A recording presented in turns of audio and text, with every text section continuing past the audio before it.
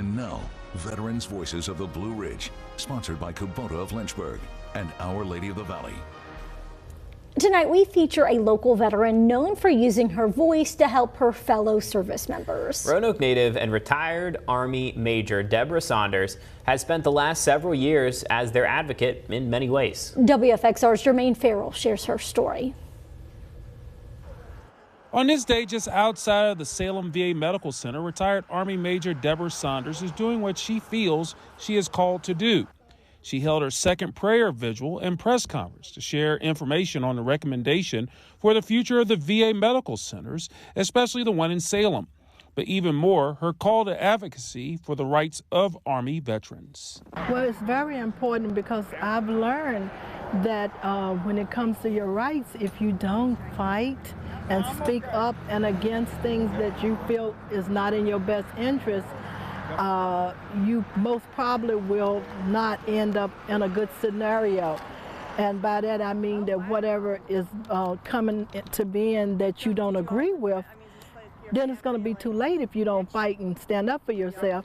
Once Saunders got out of the military, her fight for veterans' rights grew even more by forming the United Black Veterans Society.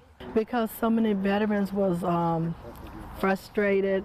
The system they felt were not really looking out for their needs, especially the women and the minorities, and which they weren't at that time especially. And so, you know, it became a plight of mine to make a change. So I started it along with 5 other members, civilians and veterans. And we just thought it's a small humanitarian organization. Even the recommendation of doing anything that could possibly impact negatively veterans and their rights will have Saunders to continue to advocate for all veterans and to get all the entitlements and rights they deserve. That's why you hear me say all of our veterans have a duty to be to keep up. Pay attention, be vigilant, be watchful, be engaged, participate, fight for your rights, you know, because if you don't fight for them, like Senator Lewis used to say, be in the fight, put up a good fight, get in bad trouble, you know, be good trouble. As he used to say, do good trouble. In Salem, Jermaine Farrell, WFXR News.